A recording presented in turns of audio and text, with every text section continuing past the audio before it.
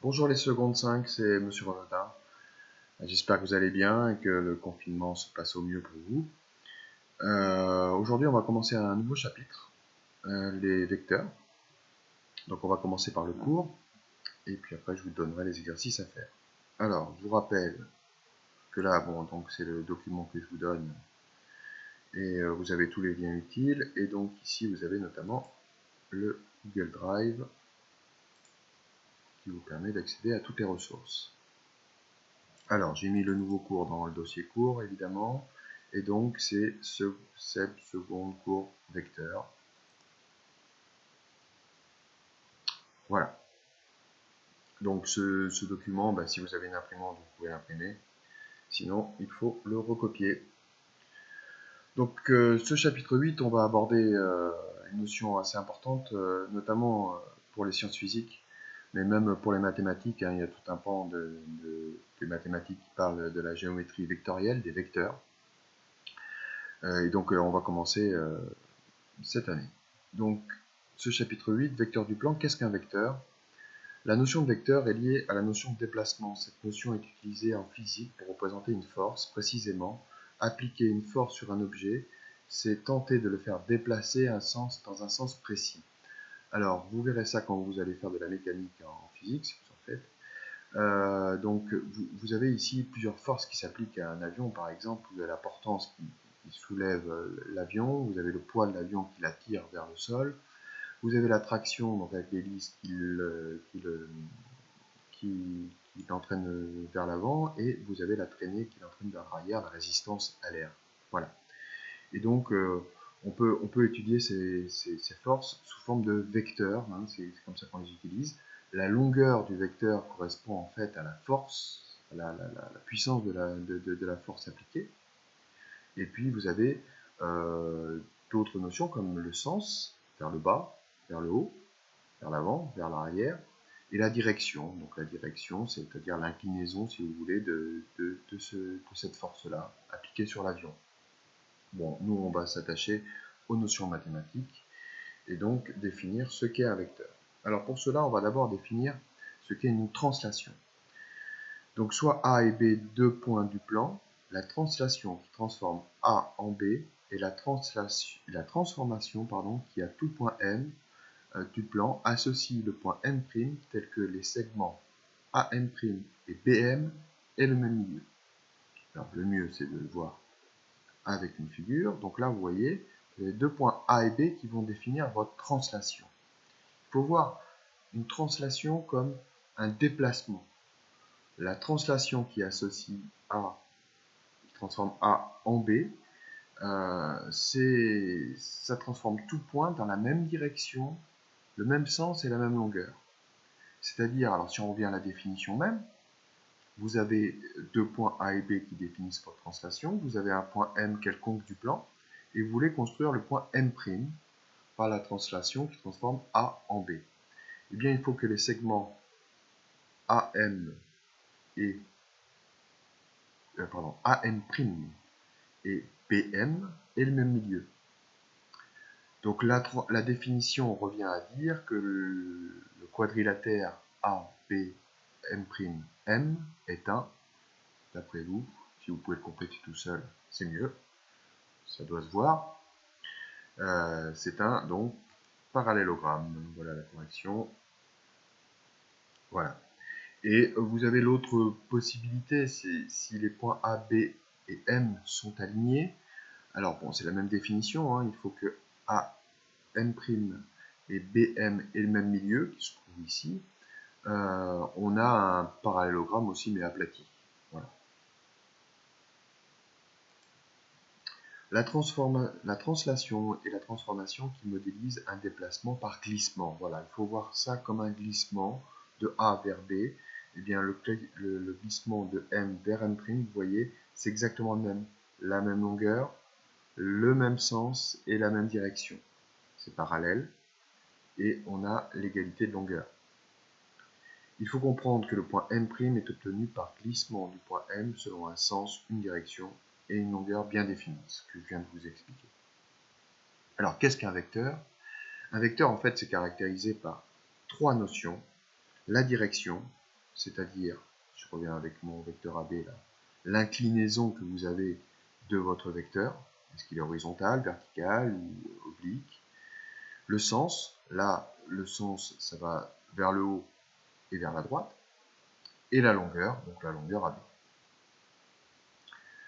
Définition, soit A et B, deux points du plan, la translation qui transforme A en B est appelée la translation de vecteur AB. Voilà. Alors voilà comment on note un vecteur, c'est la première fois qu'on le rencontre. Deux lettres majuscules, c'est une possibilité, on verra qu'il y a une autre possibilité après. Et une flèche qui est toujours vers la droite. Hein. Ne vous amusez pas à mettre une flèche vers la gauche. Quand on note un vecteur, c'est AB avec une flèche au-dessus. Voilà.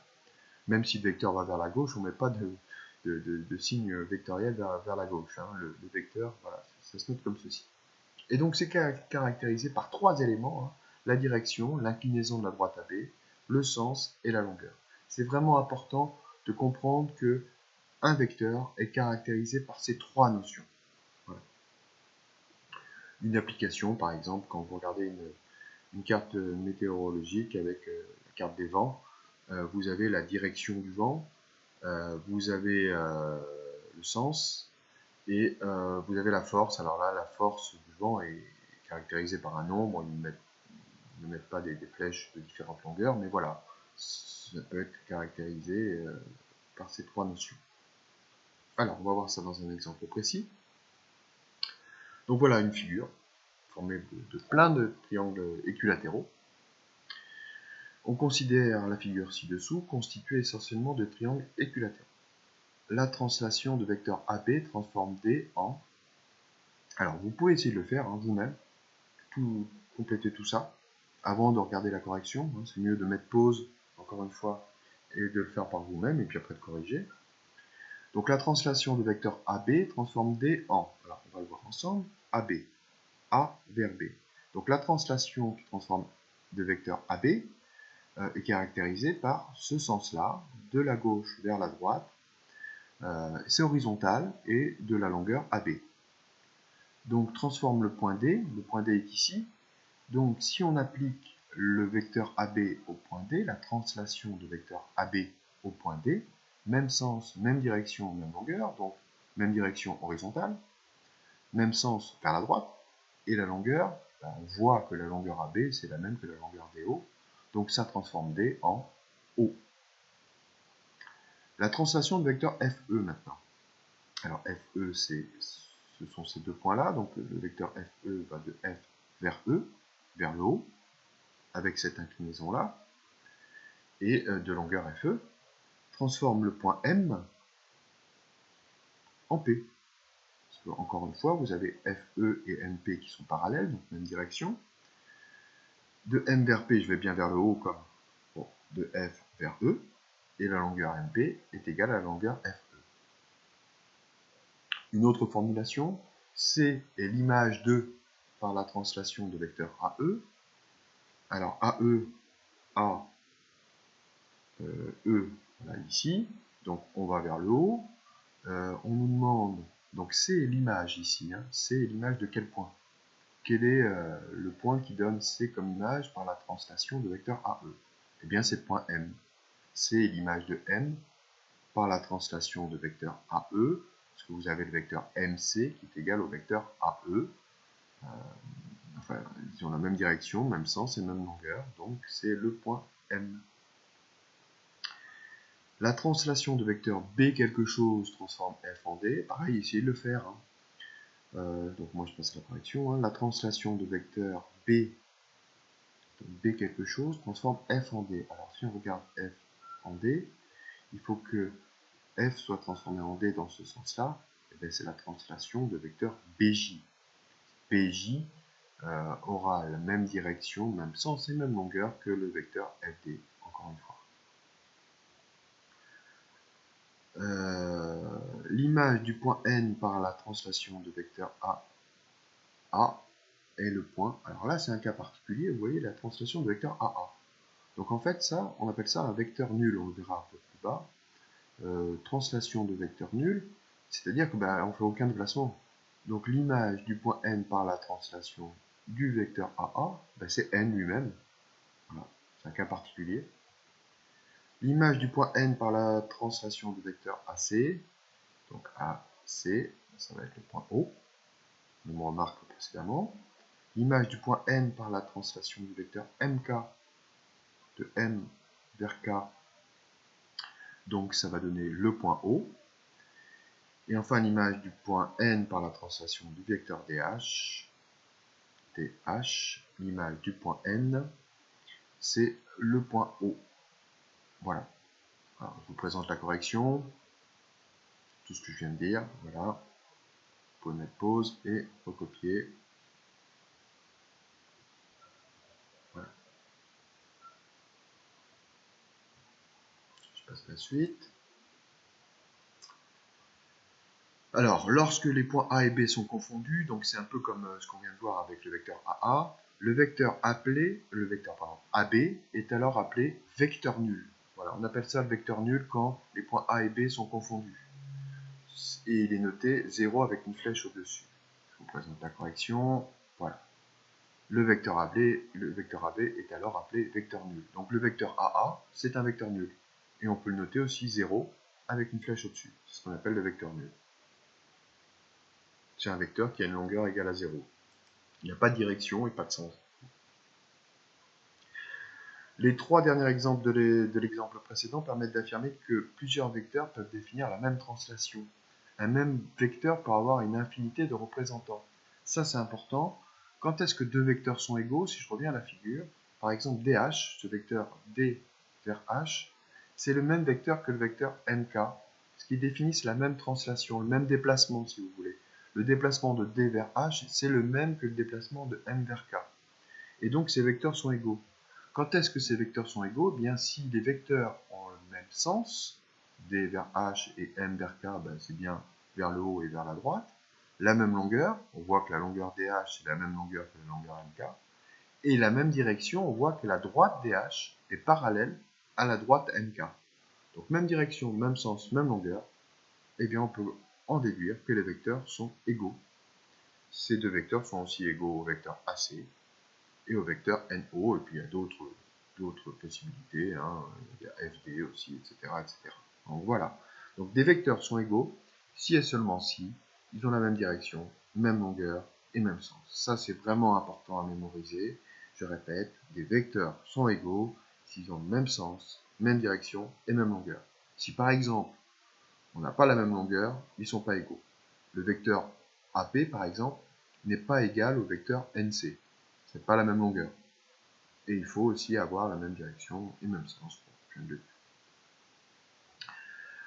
Exemple, on se donne ici un vecteur U. Alors voilà une nouvelle possibilité de noter un vecteur. Vous voyez la figure, on peut mettre une petite lettre minuscule. On utilise généralement U, V, W, T, des choses comme ça.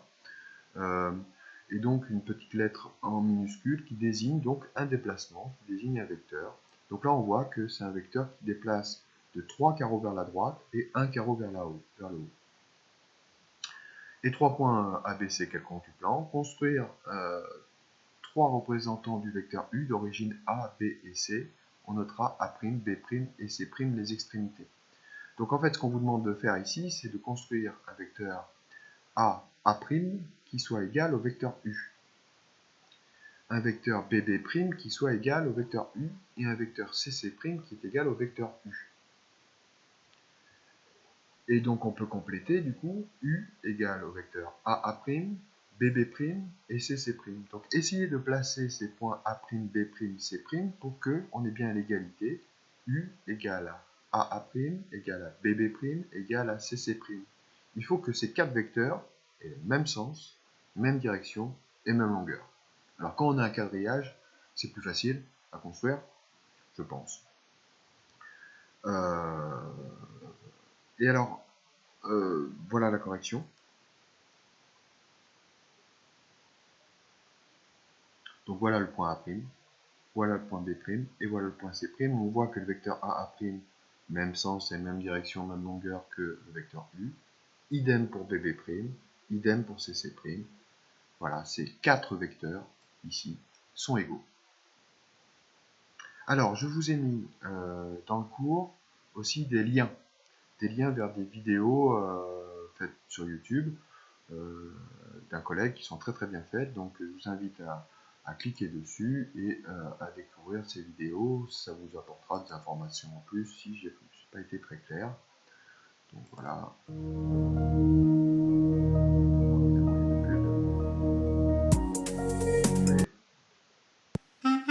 voilà, vous avez une petite vidéo qui est très bien faite, donc je vous invite à la regarder. On continue le cours. Donc deux vecteurs qui définissent la même translation sont dits égaux. Ces deux vecteurs égaux ont donc même. Alors je pense que je l'ai assez rabâché, vous pouvez peut-être le compléter par vous-même. Je passe à la correction, mais évidemment, si deux vecteurs sont égaux, même direction, même sens et même longueur. Alors on a des petites propriétés, des théorèmes qu'on va utiliser dans les exercices, et j'en terminerai par là aujourd'hui. Si A, B et C, si A, B, C et D sont 4 points du plan, alors AB égale CD si et seulement si le quadrilatère. Alors réfléchissez, si vous avez le vecteur AB et le vecteur CD qui sont égaux, qu'est-ce que vous pouvez dire du quadrilatère formé par ces 4 points? Donc, encore une fois, les deux vecteurs sont égaux, donc ça veut dire qu'ils ont la même direction, même longueur et même sens. Donc je pense que vous pouvez en déduire la réponse. Et la réponse, c'est que ABDC est un parallélogramme. Vous pouvez faire une figure. Si vous avez le vecteur AB qui est égal au vecteur CD, vous avez du coup le quadrilatère, pardon. Alors attention, dans l'ordre des lettres, c'est ABDC qui va être un parallélogramme, éventuellement un parallélogramme aplati. Voilà, bon là c'est pas les mêmes points, mais si vous avez AB qui est égal au vecteur CD, vous pouvez en déduire que ABDC est un parallélogramme. Et une méthode pour construire, alors sans quadrillage cette fois, un point tel que CD égale au vecteur U. Donc voilà le problème. Vous avez un vecteur U comme ça, et donc il faut imaginer une feuille blanche sans quadrillage, parce qu'encore une fois avec un quadrillage c'est bien plus simple. Donc une feuille blanche, vous avez un vecteur U et vous avez un point C, et il faut trouver le point D tel que le vecteur CD. Donc on imagine qu'il est comme ça à peu près. Hein. Le vecteur CD soit égal au vecteur U, donc même sens, même direction, même longueur. Comment le placer précisément? C'est assez simple à le faire au compas. Alors bon, c'est pas évident à vous l'expliquer avec une vidéo, mais bon, voilà. Donc ce qu'il faut faire, c'est prendre l'écartement de ce point-là, l'origine du vecteur U ici, et le point C, on prend cet écartement-là, on pointe le compas ici à l'extrémité du vecteur U, on fait un arc de cercle. Après, on pointe le compas, on prend cette longueur, c'est la longueur du vecteur U, on pointe en C, et on fait un deuxième arc de cercle. Et comme ça, on place précisément le point D. Pourquoi cette méthode est valide? Parce qu'en fait, on vient de voir que si deux vecteurs sont égaux, eh bien, ça forme un parallélogramme. Et vous savez que les côtés opposés d'un parallélogramme ont la même longueur. Donc, je peux reporter cette longueur-là ici, cette longueur-là ici, et ça va me former un parallélogramme. Et donc, j'aurai la position précise du point D. Encore une fois, si vous n'avez pas de quadrillage, si vous avez une feuille blanche, voilà comment placer ce point D. Voilà. Alors maintenant, on passe aux exercices du bouquin. Alors, vous pouvez faire l'exercice 3 de la page 144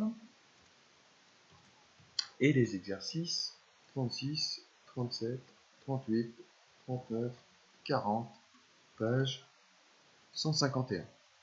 Voilà. Faites ces exercices. J'ai pas fait de feuille de correction parce que vraiment la correction est bien faite dans le livre, je l'ai regardé. Donc, je vous rappelle donc où retrouver la correction et où retrouver le livre. Donc déjà dans le livre, si jamais vous n'avez pas votre manuel sur vous, je vous rappelle que dans le dossier livre, il y a toutes les pages du livre. Et vous avez un dossier correction du livre, donc qui va vous permettre de vous corriger les exercices. Alors ici, c'est le chapitre 6 de votre livre. Donc c'est ce fichier-là, il faut parcourir un petit peu le PDF. et vous avez la correction des exercices. Voilà, je compte sur votre sérieux et n'hésitez pas, donc oui, je peux vous faire voir. Il faut descendre un peu parce que c'est le chapitre 5 avant. On va arriver. Chapitre 6, voilà, je suis dans les vecteurs. Donc voilà, déjà l'exercice 3, vous l'avez ici. Et puis après, vous avez donc les exercices 36, 37, etc. Voilà. Je vous souhaite bon courage. N'hésitez pas, si vous avez des questions par l'intermédiaire de l'ENT ou du Discord, si vous avez besoin. Et je vous souhaite une bonne journée et à bientôt pour la suite de ce cours.